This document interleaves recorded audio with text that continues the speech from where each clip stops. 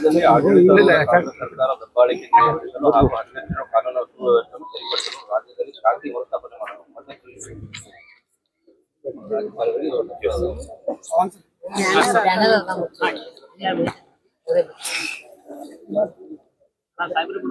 ಬರ್ರಿ ಮುಂದೆ ಬರ್ರಿ ಸಾಹೇಬ್ರ ಮುಂದೆ ಬರ್ರಿ ಜರ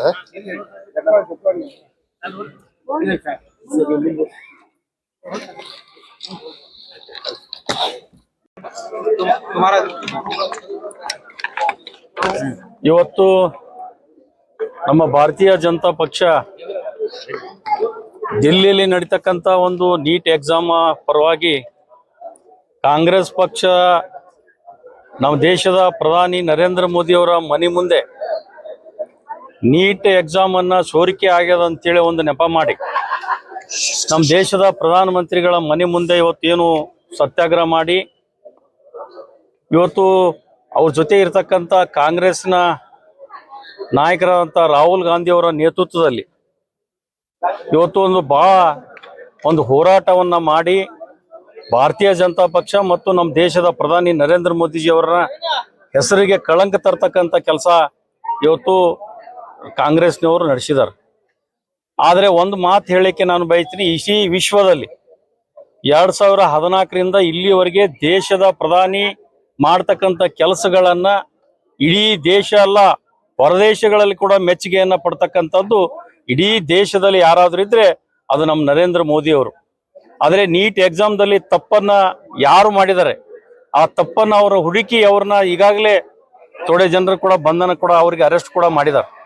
ಆದರೆ ಈ ವಿಶೇಷವಾಗಿ ಇವತ್ತು ಕಾಂಗ್ರೆಸ್ನವರು ಗುಂಡಾಗಳನ್ನ ಕರ್ಕೊಂಡು ಬಂದು ಅಲ್ಲಿ ದಬ್ಬಾಳಿಕೆ ಮಾಡಿ ಲಾಠಿ ಚಾರ್ಜ್ ಮಾಡಿ ಇವತ್ತು ಏನು ವಿದ್ಯಾರ್ಥಿಗಳು ಸ್ವಲ್ಪ ಜನ ವಿದ್ಯಾರ್ಥಿಗಳು ಒಂದು ಸ್ಟೇಟ್ಮೆಂಟ್ ಕೂಡ ನಿನ್ನೆ ಕೊಟ್ಟಿದ್ದಾರೆ.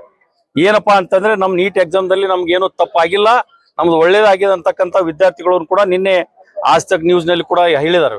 ಆದ್ರೆ ಇವತ್ತು ಉದ್ದೇಶಪೂರ್ವಕವಾಗಿ ಅದನ್ನೇ ಒಂದು ಮುಂದಿಟ್ಟುಕೊಂಡು ಇವತ್ತು KPC ಇರ್ಬೋದು, SC ST ಇರ್ಬೋದು, ಅನೇಕ ಹಗರಣಗಳನ್ನ ಇವತ್ತು ನಮ್ಮ ರಾಜ್ಯ ಸರ್ಕಾರದಲ್ಲಿ ನೋಡಿದ್ರೆ ಇವತ್ತು ಯಾರಿಗೆ ಓದಕ್ಕಾಗಂಗಿಲ್ಲ ಅಷ್ಟೊಂದು ಹಗರಣಗಳನ್ನ ಅದಾವ. ಇವತ್ತು ಮೂಢ ಹಗರಣ ಇರ್ಬೋದು. ಇವತ್ತು KPCCಯಲ್ಲಿ ತಮ್ಮ ಒಬ್ಬ ಅಧ್ಯಕ್ಷರು ತಾವು ಏನ್ ಮಾಡಿದ್ರು ಅನ್ನೋದನ್ನ ಅವ್ರ ಗಮನಕ್ಕೆ ಬಂದ್ರು ಅವ್ರ ಮ್ಯಾಗ ಯಾಕೆ ಕ್ರಮ ತಕ್ಕೊಳ್ಳಿಲ್ಲ. SC ST ಇವತ್ತು ದುಡ್ಡನ್ನ ಫೋಲ್ ಮಾಡಿದ್ರು, ಅದ್ರ ಮೇಲೆ ಯಾಕೆ ಕ್ರಮ ತಕ್ಕೊಳ್ಳಿಲ್ಲ. ಉದ್ದೇಶಪೂರ್ವಕವಾಗಿ ಇವತ್ತು ಭಾರತೀಯ ಜನತಾ ಪಕ್ಷಕ್ಕೆ ಒಂದು ಮಸಿಯನ್ನ ಹಚ್ಚಬೇಕು, ತಪ್ಪು ದಾರಿ ಎಳೋದು, ನಮ್ಮನ್ನ ಗುರುತಿಸ್ಬೇಕು ಅಂತ ಹೇಳಿ ತಾವು ಏನ್ ಹೊಟ್ಟಿದ್ರಿ ಅದು ಯಾವ ಕಾಲಕ್ಕೂ ಸಾಧ್ಯ ಇಲ್ಲ. ನಮ್ಮ ದೇಶದ ಪ್ರಧಾನಿ ನರೇಂದ್ರ ಮೋದಿ ಅವರು ಒಳ್ಳೆ ದಿಟ್ಟ ನಿರ್ಧಾರವನ್ನು ತಗೊಂಡಿದ್ದಾರೆ. ಯಾರು ತಪ್ಪಿಸ್ತರು ಮಾಡಿದರೆ ಅವ್ರ ಮೇಲೆ ಕಠಿಣ ಕ್ರಮವನ್ನು ತಕ್ಕೋತಾರ ಅಂತಕ್ಕಂಥ ಮಾತನ್ನ ಹೇಳಿಕೆ ನಾನು ಬಯಸ್ತೇನೆ. ಧರ್ಮೇಂದ್ರ ಪ್ರಧಾನ್ ಅವರ ರಾಜೀನಾಮೆ ಬಯಸಿ ಅವ್ರ ಬೇಡಿಕೆಗಳು ಕೇವಲ 3 ಇದ್ದು, 3 ಬೇಡಿಕೆಗಳನ್ನ ಈಡೇರಿಸುವಲ್ಲಿ ಬಿಜೆಪಿ ಸರ್ಕಾರ ನಿಮ್ಮ ನರೇಂದ್ರ ಮೋದಿ ಅವರು ವಿಫಲರಾದ್ರ ಅಂತ. ಈಗ ನಾನು ಇದು ನೀವು ಕೇಳಿದ ಪ್ರಶ್ನೆ ಒಳ್ಳೆ ಪ್ರಶ್ನೆ. ನಮ್ಮ ರಾಜ್ಯದ ಮುಖ್ಯಮಂತ್ರಿ ಸಿದ್ದರಾಮಯ್ಯನವರು ದೊಡ್ಡ ಹಗರಣ ಅದು 180 ಕೋಟಿ ರೂಪಾಯಿ ಹಗರಣ SC ST ಎತ್ತಿ ಹಾಕಿದ್ರು, ಸಾವಿರಾರು ಕೋಟಿ. ಆಮೇಲೆ ಲಕ್ಷ್ಮೀ ಹೆಬ್ಬಾಳ್ಕರ್ ಅವರು ಏನ್ ಮಾಡಿದ್ರು 5,000 ಕೋಟಿ ಎತ್ತಿ ಹಾಕಿದ್ರು. ಅವಾಗ ಯಾಕೆ ಇವ್ರು ರಾಜೀನಾಮೆ ಕೊಡ್ಲಿಲ್ಲ? ಗೃಹಲಕ್ಷ್ಮಿ ದುಡ್ಡು ಇವರು 1 ತಿಂಗಳು ದುಡ್ಡು ಎತ್ತಿ ಹಾಕಿದ್ರು. ನಮ್ಮ ಒಬ್ಬ ಶಾಸಕರು, ಹುಬ್ಳಿ ಶಾಸಕರು ಅಲ್ಲ, ಅದಕ್ಕೆ ಹೇಳ್ತೀನಿ ಪರೀಕ್ಷೆಯಲ್ಲಿ ಆಗಿರ್ತಕ್ಕಂಥ ನೋಡಿ, ನೀಟ್ ಪರೀಕ್ಷೆ 1 ಮಿನಿಟ್ ನೋಡ್ರಿ, ಒಬ್ರು ಸಚಿವರು ಅವ್ರು ಏನ್ ಕೇಳಿದಾರೆ ಅವ್ರು ತಪ್ಪಿಸ್ತರ ಮೇಲೆ ನಾನು ಕಠಿಣ ಕ್ರಮ ತಕ್ಕೋತೀನಿ ಅಂತ ದೇಶದ ಪ್ರಧಾನಿ ಹೇಳದ ಬಳಕೆ ಇವ್ರ ಅವಶ್ಯಕತೆ ಏನದ? ಜವಾಬ್ದಾರಿ ಹೊತ್ತಂತ ಪ್ರಧಾನಿ ಅವರು ಮೋದಿ ಅವರು ಎಲ್ಲಾರು ಕೂಡ ರಾಜೀನಾಮೆ ಕೇಳ್ತಾ ಇದಾರೆ. ಈಗ ಅವ್ರ ಉದ್ದೇಶಪೂರ್ವಕ ಕೇಳ್ತಾರ್ರಿ. ಅವ್ರು ಈಗ ಯಾರು ಅಧಿಕಾರಿ ತಪ್ಪು ಮಾಡ್ಯಾರ ಅವ್ರನ್ನ ಈಗಾಗಲೇ ಬಂಧನ ಮಾಡ್ಯಾರಲ್ಲ, ಮಾಡಿದಿಲ್ಲ ಅಂದ್ರೆ ಆ ಮಾತು ಬೇರೆ. ಈಗ ನಾವು ಹೇಳ್ತೀವಿ, ಈಗ DK ಶಿವಕುಮಾರ್ ಅವರು ನೀವು ತಪ್ಪು ಮಾಡಿರಿ, ನೀವು ಹೋರಾಟ ಮಾಡಿರಿ, ನೀವು ರಾಜೀನಾಮೆ ಕೊಡ್ರಿ ಅಂತ ಕೊಡಕ್ಕಾಗತ್ತಾ? ಲೀಕ್ ಅಲ್ಲ, ಎಷ್ಟು ಸಲ ಲೀಕ್ ಆಗಿದೆ ನೋಡಿ. ಯಾರು ತಪ್ಪು ಮಾಡಿರ್ತಾರೆ, ಹಿಂದಕ್ಕೆ PS ಹಗರಣ ಆಯ್ತು, ಪ್ರತಿ ಸಲಾನು ಬಿಜೆಪಿ ಸರ್ಕಾರದಲ್ಲಿ ಪತ್ರಿಕೆ ಲೀಕ್ ಆಗ್ತದೆ ನೋಡ್ರಿ. PS ಹಗರಣ ಆಯ್ತು, PWD ಹಗರಣ ಆಯ್ತು. ಆ PS ಹಗರಣ ಆದಾಗ ತಪ್ಪಿಸ್ತಾರ ಯಾರಿದ್ರು ಅವ್ರಿಗೆಲ್ಲ ಅರೆಸ್ಟ್ ಮಾಡಿದ್ರಿಲ್ಲ, ಬಿಟ್ರಿಲ್ಲ, ನಮ್ಮವ್ರ ಬಿಟ್ರ. ಹಂಗ ಇವ್ರನ್ನ ಅರೆಸ್ಟ್ ಮಾಡ್ತೀವಿ, ಯಾರಿಗೂ ಬಿಡಂಗಿಲ್ಲ. ನಮ್ಮ ದೇಶದ ಪ್ರಧಾನಿ ಅಟ್ಟೇನು ಹಗರಿಲ್ಲ, ನೀವೇನ್ ತಿಳ್ಕೊಂಡಿರ್ಬೋದು. ಆದ್ರೆ ಹಗರಿಲ್ಲ, ಯಾರನ್ನ ಬಿಡಂಗಿಲ್ಲ. ಯಾರು ತಪ್ಪಿಸ್ತಾರ ಅವ್ರ ಮೇಲೆ ಕಠಿಣ ಕ್ರಮ ತಗೋತೀವಿ. ಇದು ಹೋರಾಟ.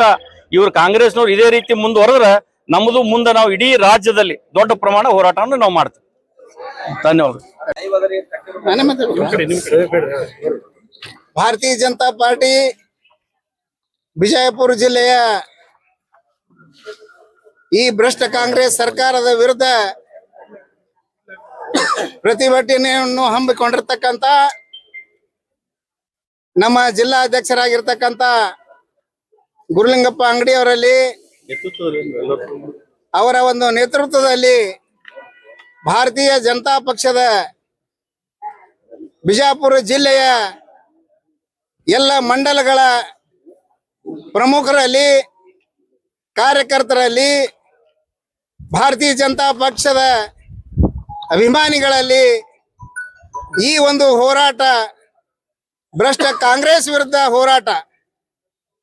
ಇದು ಯಾಕಪ್ಪ ಅಂತ ಕೇಳಿದ್ರೆ ಕಾಂಗ್ರೆಸ್ ಅವರು ಎಷ್ಟು ಹತಾಶರಾಗಿದ್ದಾರ ಅಂತ ಕೇಳಿದ್ರೆ ಸನ್ಮಾನ್ಯ ನರೇಂದ್ರ ಮೋದಿಜಿ ಅವರು ಇಡೀ ಜಗತ್ತಿಗೆ ಅಲ್ಲ ವಿಶ್ವಕ್ಕೆ ಗುರು ಆಗಿರ್ತಕ್ಕಂತ ಸನ್ಮಾನ್ಯ ನರೇಂದ್ರ ಮೋದಿಜಿ ಅವರ ಒಂದು ಹೀನತೆಗೆ ತರಬೇಕು ಅನ್ನುವಂತ ಒಂದು ಈ ಸರ್ಕಾರದಿಂದ ಕುಮ್ಮುಖದಿಂದ ಏನದ ಈ ಒಂದು ದಿಲ್ಲಿ ಒಳಗ ಅವರ ಒಂದು ವಿದ್ಯಾರ್ಥಿಗಳನ್ನ ತಗೊಂಡು ಗುಂಡಾಗಳನ್ನು ತಗೊಂಡು ಆ ಒಂದು ಕಾರ್ಯವನ್ನು ನಡೆಸಿದ್ದಕ್ಕಾಗಿ ನಮ್ಮ ಹೋರಾಟ ಈ ಒಂದು ಖಂಡಿಸಬೇಕಾಗ್ತದೆ.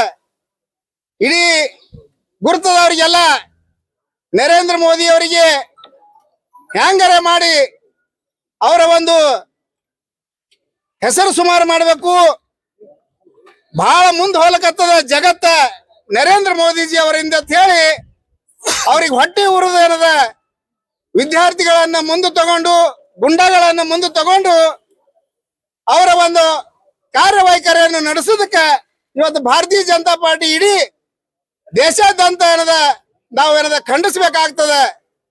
ಇವತ್ತು ದೇಶದೊಳಗೆ ನಮ್ಮ ಹೆಣ್ಮಕ್ಳು, ನಮ್ಮ ರೈತಾಪಿ ವರ್ಗದವರು, ನಮ್ಮ ಎಲ್ಲಾ ಇಲಾಖೆ, ಇವತ್ತ ಪೊಲೀಸ್ ಇಲಾಖೆ ಹಿಡ್ಕೊಂಡು ಎಲ್ಲಾ ಇಲಾಖೆದವರು ಕೂಡ ನೆಮ್ಮದಿಯಾಗಿ ಬದುಕಬೇಕಪ್ಪ ಅಂತ ಕೇಳಿದ್ರೆ ಸನ್ಮಾನ್ಯ ನರೇಂದ್ರ ಮೋದಿಜಿ ಅವರ ಘಂಟಾಘೋಷವಾಗಿ ಹೇಳ್ಬೇಕಾಗ್ತದೆ. ಇವತ್ತ ಹೆಣ್ಮಕ್ಳು ನಡು ರಾತ್ರಿಯಲ್ಲಿ ನಮ್ಮ ದೇಶದೊಳಗ ತಿರುಗಾಡುವಂತ ಕಾಲಿದ್ದಿಲ್ಲ.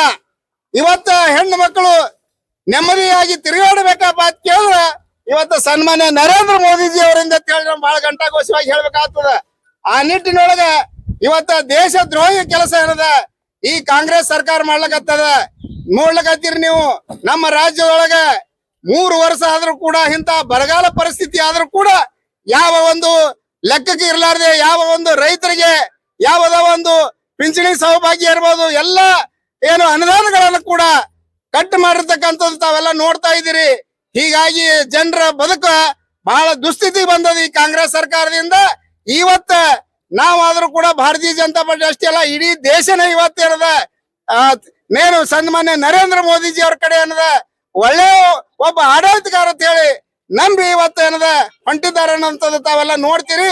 ಈ ಕಾಂಗ್ರೆಸ್ ಸರ್ಕಾರ ಎಷ್ಟೇ ಕುತಂತ್ರಗಿರಿ ಮಾಡಿದ್ರು ಕೂಡ ನಮ್ಮ ಭಾರತೀಯ ಜನತಾ ಪಕ್ಷದ ಒಬ್ಬ ನೇತೃತ್ವ ವಹಿಸಿಕೊಂಡಿರ್ತಕ್ಕಂತ ಸನ್ಮಾನ್ಯ ನರೇಂದ್ರ ಮೋದಿಜಿ ಅವರಿಗೆ ಯಾವ ಕಾಲಕ್ಕಾದ್ರೂ ಏನು ಆಗಲ್ಲ ಅನ್ನುವಂತ ಮಾತನ್ನ ಈ ಸಂದರ್ಭದಲ್ಲಿ ನಾನು ಹೇಳಿ, ಅಂತ ಒಬ್ಬ ದೈವಿ ಶಕ್ತಿ ಪುರುಷ ಇವತ್ತು ನಮ್ಮ ದೇಶಕ್ಕೆ ಹುಟ್ಟನ್ನೋಂಥದ್ದು ನಾವು ನೀವು ಕೂಡಿ ಹೆಮ್ಮೆ ತರುವಂತ ವಿಷಯ ಅಂತ ಹೇಳಿ ಸಂದರ್ಭದಲ್ಲಿ ಹೇಳಿ ನಂದು 2 ಮಾತುಗಳನ್ನು ಮುಗಿಸ್ತಾ ಇದ್ದೀರಿ. ಇವತ್ತು ಬಿಜಾಪುರದಲ್ಲಿ ಭಾರತೀಯ ಜನತಾ ಪಕ್ಷದ ಎಲ್ಲ 8 ಮತಕ್ಷೇತ್ರದ ನಾಯಕರನ್ನೊಳಗೊಂಡು ಎಲ್ಲ ಭಾರತೀಯ ಜನತಾ ಪಕ್ಷದ ಪದಾಧಿಕಾರಿಗಳ ಜೊತೆಗೆ ಇವತ್ತು ನಾವಿಲ್ಲಿ ಅಂಬೇಡ್ಕರ್ ಸರ್ಕಲ್ದಲ್ಲಿ ಕಾಂಗ್ರೆಸ್ ಸರ್ಕಾರದ ವಿರುದ್ಧ, ಅವರ ದುಷ್ಟ ನೀತಿಗಳ ವಿರುದ್ಧ ಹೋರಾಟವನ್ನು ಹಮ್ಮಿಕೊಂಡಿದ್ದೀವಿ. ಇವತ್ತು ಕಾಂಗ್ರೆಸ್ ಸರ್ಕಾರ 60 ವರ್ಷ ಆಳ್ವಿಕೆ ಮಾಡಿದ್ರು ಕೂಡ ಅವರ 60 ವರ್ಷದ ಆಡಳಿತದಲ್ಲಿ ಬರೀ ಜನ ವಿರೋಧಿ ಕೆಲಸವನ್ನು ಮಾಡ್ಕೊತ ಬಂದ್ರು. ಜನರ ರಕ್ಷಣೆ ಮಾಡ್ಲಿಲ್ಲ. ಬಡವರಾಗಿ ಇದ್ರು. ಆದ್ರ ಕಾಂಗ್ರೆಸ್ ಸರ್ಕಾರ 60 ವರ್ಷದ ತನ್ನ ಅವಧಿಯಲ್ಲಿ ಇವತ್ತು ಜನರ ರಕ್ಷಣೆ ಅಂತ ಒಂದ್ ಮಾತು ಉಳಿತು. ಅವರು ತಮ್ಮ ರಕ್ಷಣೆನೆ ಮಾಡ್ಕೊಳಕಾಗಿಲ್ಲ. ಇವತ್ತು ಅವರ ಆಡಳಿತದಲ್ಲೇನೆ ಗೋಡ್ಸೆನ್ ಕೊಲೆ ಆಯ್ತು. ಅವರ ಆಡಳಿತದಲ್ಲೇನೆ ರಾಜೀವ್ ಗಾಂಧಿ ಅವರ ಜೀವ ಕಳ್ಕೊಂಡ್ರು. ಅವರ ಆಡಳಿತದಲ್ಲಿ ಇಂದಿರಾ ಗಾಂಧಿ ಅವರ ಜೀವ ಕಳ್ಕೊಂಡಂತ ಸಾಕಷ್ಟು ಉದಾಹರಣೆ ಅದಾವ. ಅಂದ ಅರ್ಥ ಅವರ ಆಡಳಿತದಲ್ಲಿ ವೈಫಲ್ಯಗಳೇ ತುಂಬಿ ತುಳುಕುತ್ತಿದ್ದು. ಅವರ ರಾಜಕೀಯ ವ್ಯವಸ್ಥೆ ಬಡವರಾಗಿರ್ತಕ್ಕಂಥದ್ದು. ದುಷ್ಟ ಶಕ್ತಿಗಳಿಗೆ ಶಕ್ತಿ ಕೊಡ್ತಕ್ಕಂತ ಕೆಲಸ ಕೈ ಹಾಕಿದ್ರು. ಇಂಥ ಒಂದ್ ಸರ್ಕಾರ ತಮ್ಮನ್ನೇ ತಾವು ರಕ್ಷಿಸಿಕೊಳ್ಳೋ ಸರ್ಕಾರ ಇವತ್ತು ಕಾಂಗ್ರೆಸ್ ಸರ್ಕಾರ ದಿವಾಳಿ ಆಗ್ಯದ. ಇವತ್ತು ಯಾವ ರಾಜ್ಯದಲ್ಲಿ ಇಲ್ಲ, ಇವತ್ತು ಕರ್ನಾಟಕದಲ್ಲಿ ಮಾತ್ರ ಅದ. ಆದ್ರೆ ಕರ್ನಾಟಕದ ರಾಜಕಾರಣಿಗಳು ಕಾಂಗ್ರೆಸ್ ಪಕ್ಷದ ರಾಜಕಾರಣಿಗಳು ನಾಚಿಕೆ ಪಡಬೇಕಾಗಿತ್ತು.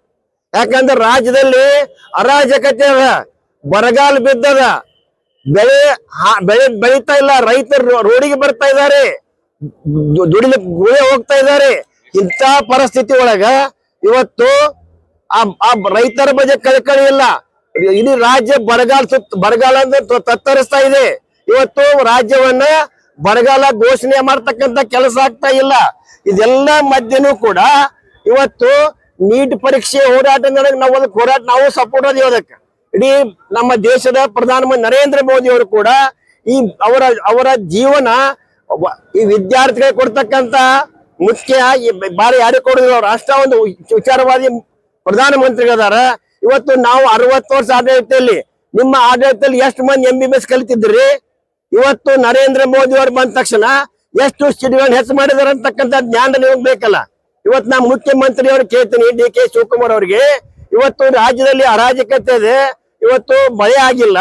ಇವತ್ತು ನೀವು ಯಾವ ನೈತಿಕತೆಯಿಂದ ಹೋರಾಟ ಮಾಡ್ತೀರಿ ಡೆಲ್ಲಿ ಒಳಗ? ಇವತ್ತು ರಾಜ್ಯದಲ್ಲಿ ಒಂದು ಹಳ್ಳಿಗೆ ಹೊಳ್ಳಿ ಸಂಪರ್ಕನ ಕಟ್ ಆಗಿಬಿಟ್ಟೈತಿ. ಇವತ್ತು ರೋಡ್ಗಳಿಲ್ಲ, ಗುಂಡಿಗಳಿಂದ ತುಂಬೈತಿ. ಇವತ್ತು ಬರಗಾಲ ಇದ್ದು ಅಂದ್ರ ಈ ರೈತರ ಬಗ್ಗೆ, ರೈತರಿಗೆ ಹನಿ ನೀರಾವರಿ ಬೇಕಾಗೈತಿ. ಇವತ್ತು ಕಡಿಮೆ ನೀರದಾವ ಅಂದ್ರೆ ಬೆಳಿಬೇಕಾಗೈತಿ. ಅವ್ರು ನೀವೇನ್ ಹೇಳ್ತೀರಿ ಬೆಳೆನೇ ಬೆಳಿಬೇಡ ಅಂತ ಹೇಳ್ತಿರಲ್ಲ, ಅವ್ರು ಬೆಳಿಬೇಕಾಗೈತಿ. ಇಲ್ಲೆಲ್ಲ ಸಮಸ್ಯೆಗಳು ಸಾವಿರ ಅದಾವ. ಇಂಥ ಸಮಸ್ಯೆ ಇಟ್ಕೊಂಡು ಇವತ್ತೇ ನೀವು ಡೆಲ್ಲಿಗೆ ಹೋಗಿ ಹೋರಾಟ ಮಾಡ್ತಕ್ಕಂತ ನೈತಿಕ ಇಲ್ಲ, ಇದು ನಾಚಿಕೆಗೇಡಿ ಸಂಗತಿ ಅಂತ ಹೇಳಕ್ ಇಚ್ಛೆ ಪಡ್ತೀನಿ. ಇಷ್ಟ ಹೇಳಿ ಇದ್ರ ವಿರುದ್ಧ ನಮ್ಮ ಹೋರಾಟ ನಾವೀಗ ಸಾಂಕೇತಿಕ ಹೋರಾಟ ಮಾಡಿದೆವು. ಆದ್ರೆ ಇದನ್ನ ಈ ಹೋರಾಟ ತಡಿಲಿಕ್ಕೆ ಬಹಳಷ್ಟು ರಾಜಕಾರಣಿಗಳ ಒತ್ತಡ ಬಂತು ನಮಗ್, ಹೋರಾಟ ಮಾಡಬೇಡ್ರಿ ಟೆಕ್ಸಿಂದ. ಆದ್ರೆ ನಾವು ಕರ್ನಾಟಕದ ಪೊಲೀಸ್ ಇಲಾಖೆ ಮೇಲೆ ನಮಗ್ ನಂಬಿಕೆ ಅದ. ಆದ್ರೆ ನಿಮ್ಮಿಂದ ಅವ್ರು ಕೆಲವೊಂದು ಅವ್ರನ್ನ ಮಾರ್ಕ್ಸ್ ತಪ್ಪಿಸೋ ಕೆಲಸ ಮಾಡಕೈತಿ ನೀವು ಪೊಲೀಸ್ ಇಲಾಖೆಗೆ. ಆದ್ರೆ ನಮಗ್ ನಂಬಿಕೆ ಇತ್ತು, ಪೊಲೀಸ್ ಇಲಾಖೆಯಿಂದ ಕೂಡ ನಮಗೆ ಹೋರಾಟ ಮಾಡಾಡ್ತಾ ಒಂದು ತಡೆ ಕೂಡ ಬರ್ತಾ ಇತ್ತು. ಆದ್ರೆ ನಾವು ನಿರ್ಣಯ ಮಾಡಿದ್ದು, ಭಾರತೀಯ ಜನತಾ ಪಕ್ಷದ ಕಾರ್ಯಕರ್ತರಿರ್ಬೋದು, ನಾವು ಯಾವಾಗಲೂ ದೇಶಕ್ಕಾಗಿ ಬದುಕ್ತಕ್ಕಂತ ಕಾರ್ಯಕರ್ತರೋದ್ರಿಂದ ನಾವು ಎದಕ್ಕೂ ಬಗ್ಗದೆ ನಾವು ಹೋರಾಟ ನಿರ್ಣಯ ತಗೊಂಡು ನಮಗ್ ಒಂದು ನಂಬಿಕೆ ಇತ್ತು ಕರ್ನಾಟಕದ ಪೊಲೀಸರ ಬಗ್ಗೆ. ಆ ನಂಬಿಕೆ ಮೇಲೆ ನಾವು ಬಂದಿದೀವಿ, ಹೋರಾಟ ಮಾಡಿದೀವಿ. ಇದೇ ರೀತಿ ನೀವೇನಾದ್ರು ಹೋರಾಟ ಹತ್ತಿಕ್ಲಿಕ್ಕೆ ಪ್ರಯತ್ನ ಪಟ್ರೆ ಮುಂದಿನ ದಿನಮಾನದಲ್ಲಿ ಉಗ್ರ ಹೋರಾಟ ಬಿಜಾಪುರ ತಾತಂತಕ್ಕ ಎಚ್ಚರಿಕೆಯನ್ನು ಕೊಡೋ ಮೂಲಕ ನಾನು ಹೇಳಕ್ ಇಚ್ಛೆ ಪಡ್ತೀನಿ. ಜನತಾ ಪಕ್ಷಕ್ಕೆ ನರೇಂದ್ರ ಮೋದಿ ಅವರಿಗೆ, ನರೇಂದ್ರ ಮೋದಿ ಅವರಿಗೆ, ನಮ್ಮ ನೆಚ್ಚಿನ ಪ್ರಧಾನಮಂತ್ರಿಗಳಾದ ನರೇಂದ್ರ ಮೋದಿ ಅವರ ಮನೆ ಮುಂದೆ ಏನಿದೊಂದು ಹೋರಾಟವನ್ನ ಮಾಡುವಂತ ಒಂದು ದುಷ್ಕೃತ್ಯ ಅಂತಾನೆ ನಾವು ಅನ್ಬೋದು.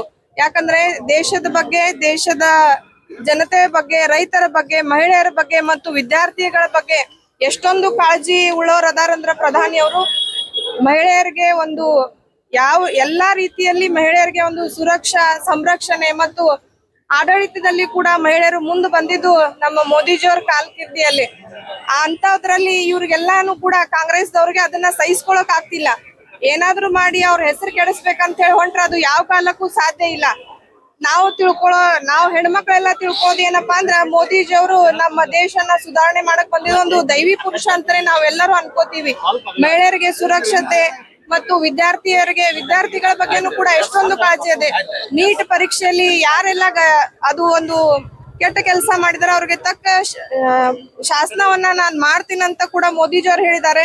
ಮೊನ್ನೆ ನಾವು ನೋಡ್ಬೋದು, ಎಕ್ಸಾಮ್ ನೀಟ್ ನಡೆಯುವಾಗ ವಿದ್ಯಾರ್ಥಿಯರಿಗೆ ತೊಂದರೆ ಆಗ್ಬಾರ್ದು ಅಂತ ಹೇಳಿ ಮೋದಿಜಿ ಅವರು ಒಂದು ವಿಮಾನ ನಿಲ್ದಾಣದಲ್ಲಿ ಕೂತು ಅವರು ಎಕ್ಸಾಮ್ ಟೈಮ್ ಮುಗಿದ್ಮೇಲೆ ಹೊರಗೆ ಬಂದ್ರು. ಅಂದ್ರೆ ವಿದ್ಯಾರ್ಥಿಗಳ ಬಗ್ಗೆ ಎಷ್ಟೊಂದು ಕಾಳಜಿ ಅದ ಅಂತ ಹೇಳಿ ನಮಗ್ ತಿಳ್ಕೊಬಹುದು ನಾವು. ಅದೇ ನಮ್ಮ ಕರ್ನಾಟಕದಲ್ಲಿ ನೋಡಿದ್ರೆ ಕಾಂಗ್ರೆಸ್ ರ್ಯಾಲಿ ನಡೀತಿತ್ತು. ನೀಟ್ ಎಕ್ಸಾಮ್ ನಡೆಯುವಾಗ ಕಾಂಗ್ರೆಸ್ ರ್ಯಾಲಿ ನಡೀತಿತ್ತು. ಕಾಂಗ್ರೆಸ್ ರ್ಯಾಲಿಯಲ್ಲಿ ಆ ಮಕ್ಕಳಿಗೆ ಲೇಟ್ ಆಗಿದ್ದಕ್ಕೆ ಎಷ್ಟೋ ಜನ ಮಕ್ಕಳು ಈ ಎಕ್ಸಾಮ್ ದಿಂದಾನೇ ವಂಚಿತರಾಗಿದ್ದಾರೆ. ಇದ್ರ ಮೇಲೆ ನಾವು ತಿಳ್ಕೊಬಹುದು ಕಾಂಗ್ರೆಸ್ ಸರ್ಕಾರಕ್ಕೆ ವಿದ್ಯಾರ್ಥಿಗಳ ಮೇಲೆ ಎಷ್ಟೊಂದು ಗೌರವ ಇದೆ ಅಥವಾ ಅಗೌರವ ಇದೆ ಅಂತ ಇದ್ರ ಮೇಲೆ ಗೊತ್ತಾಗುತ್ತೆ ನಮ್ಗೆ. ಅದಕ್ಕಾಗಿ ನಾವು ಎಲ್ಲ ಮಹಿಳೆಯರ ಪರವಾಗಿ ನಮ್ಮ ವಿಜಾಪುರ ಜಿಲ್ಲಾ ಮಹಿಳಾ ಮೋರ್ಚಾ ಮತ್ತು ನಮ್ಮ ಜಿಲ್ಲಾ ಘಟಕದ ವತಿಯಿಂದ ಇದೊಂದೇನು ಕಾಂಗ್ರೆಸ್ನವ್ರು ಇದೊಂದೇನು ಹುನ್ನಾರ ನಡೆಸಿದಾರ ಅದಕ್ಕೆ ತೀವ್ರವಾಗಿ ನಾವೆಲ್ಲ ಕೂಡ ಖಂಡಿಸ್ತೀವಿ ಅಂತ ಹೇಳಿ ನಾನು 2 ಮಾತುಗಳನ್ನ ಮುಗಿಸ್ತೀನಿ. ಜೈ ಹಿಂದ್. ಬಹಳ ಅಸಹ್ಯ ಅನಿಸ್ತದ. ಯಾಕಂದ್ರೆ ಎಲ್ಲರೂ ಶಿಕ್ಷಣವಂತರಿದ್ದಾರೆ, ಅವ್ರಿಗೆ ಗೊತ್ತಲ್ಲ ಬಿಜೆಪಿ ಸರ್ಕಾರ ಏನ್ ಮಾಡಿದ್ರೆ, ಕಾಂಗ್ರೆಸ್ ಸರ್ಕಾರ ಏನ್ ಮಾಡಿದ್ರೆ, ನಮ್ಗೆ ಯಾವ್ಯಾವ ಯೋಜನೆಗಳನ್ನ ತಲುಪಿಸದ, ಆಮೇಲೆ ಹೆಣ್ಮಕ್ಳಿಗೆ ಎಷ್ಟೊಂದು ಸಹಾಯವಾದಂತಹ ಯೋಜನೆಗಳನ್ನ ಮಾಡಿಕೊಟ್ಟದ ಅನ್ನೋದು ಎಲ್ಲರಿಗೂ ಮನಗಟ್ಟದ ಇವತ್ತು. ಆದ್ರೆ ಈ ಭ್ರಷ್ಟ ಕಾಂಗ್ರೆಸ್ ಸರ್ಕಾರದವರು ವಿದ್ಯಾರ್ಥಿಗಳನ್ನ ಬಂದಿಟ್ಕೊಂಡು ಹೊಲಸು ರಾಜಕಾರಣವನ್ನು ಮಾಡ್ತಾರಂದ್ರೆ ನಮ್ಗೆಲ್ಲರಿಗೂ ಇವತ್ತಿನ ದಿವಸ ಬಹಳ ಅಸಹ್ಯ ಅನಿಸ್ತದೆ. ಅದು ಹೋಗಿ ಮೋದಿಜಿಯವರ ಆಫೀಸ್ ಮೇಲೆ ಕೂತ್ಕೊಂಡು ಪ್ರಿಯಾಂಕಾ ಖರ್ಗೆ ಅವರು ಹಿಮ್ಮತ್ ಐತೋ ಭಾರ ಅನ್ನುವಂಥ ಒಂದು ಮಾತನ್ನು ಹೇಳಿದ್ದಾರೆ. ಇವತ್ತು ಹಿಮ್ಮತ್ ಇದೆ ಅಂತ ಹೇಳಿ ಇವತ್ತು ನರೇಂದ್ರ ಮೋದಿಜಿಯವರು ಇಷ್ಟು ಒಳ್ಳೆ ಆಡಳಿತವನ್ನು ನಮ್ಗೆ ಕೊಡ್ತಾ ಇದ್ದಾರೆ ಅನ್ನುವಂಥದ್ದು ಪ್ರತಿಯೊಂದು ವಿದ್ಯಾರ್ಥಿ ತಲೆ ಒಳಗೂ ಅದ ಇವತ್ತು ಆ ವಿಷಯ. ಹಿಮ್ಮತ್ ಇದ್ದಿದ್ದಕ್ಕೆ ನಾವು ಇವತ್ತೆಲ್ಲರೂ ಒಳ್ಳೆಯ ರಾಜಕಾರಣವನ್ನು ಪಡಿತಾ ಇದ್ದೀವಿ ಅಂತ ಒಳ್ಳೆಯ ನರೇಂದ್ರ ಮೋದಿಜಿಯವ್ರ ಬಗ್ಗೆ ಕೆಟ್ಟ ಶಬ್ದಗಳನ್ನು ಮಾತಾಡಿದ್ದು ನಮಗೆಲ್ಲ ಬಹಳಷ್ಟು ಹೆಣ್ಮಕ್ಳಿಗೆ ಕೆಟ್ಟ ಅನಿಸ್ತದೆ.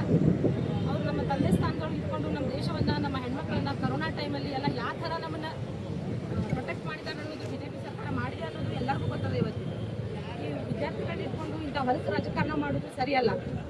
ಯಾಕಂದರೆ ಇಲ್ಲಿ ಬರಗಾಲ ಆಗ್ಯದ, ರೈತರಿಗೆ ಇನ್ನೂ ಕಾಳಿಲ್ಲ, ಕಡಿ ಇಲ್ಲ, ಭಯಂಕರ. ಒಂದು ಕಡೆ ಮಳೆ ಆಗ್ಯದ, ಒಂದು ಕಡೆ ಇಲ್ಲ, ರೈತರು ಕಂಗಾಲಾಗಿದ್ದಾರೆ. ಅದನ್ನು ಬಂದು ನೋಡೋದು ಬಿಟ್ಟು, ಇದನ್ನೆಲ್ಲ ಬಿಟ್ಟು ಸುಮ್ಮನೆ ಯಾವುದಾರ ಒಂದು ವಿಷಯ ಮುಂದಿಟ್ಕೊಂಡು ಕಾಂಗ್ರೆಸ್ ಸರ್ಕಾರ ಇಂಥ ಒಂದು ಹೊಲಸು ಯೋಜನೆಗಳನ್ನು ಹಾಕೊಂಡ್ರೆ ಇದು ಯಾರಿಗೂ ಮನಸ್ಸಿಗೆ ಮುಟ್ಟುವುದಿಲ್ಲ. ವಿದ್ಯಾರ್ಥಿಗಳನ್ನ ಪ್ರತಿಭಟನೆ ಮಾಡೋಕೆ ಎಬ್ಸಿದ್ರು ಅವ್ರು ಮುಟ್ಟುವುದಿಲ್ಲ. ಯಾಕಂದ್ರೆ ಅವ್ರು ಸುಶಿಕ್ಷಿತರು, ಯಾವ ಸರಿ ಯಾವ ತಪ್ಪು ಅನ್ನುವಂಥದ್ದನ್ನು ವಿಚಾರ ಮಾಡ್ತಾರೆ. ಇಷ್ಟೇ ನಾನು ಅದನ್ನು ಮಾಡ್ತಾರೆ.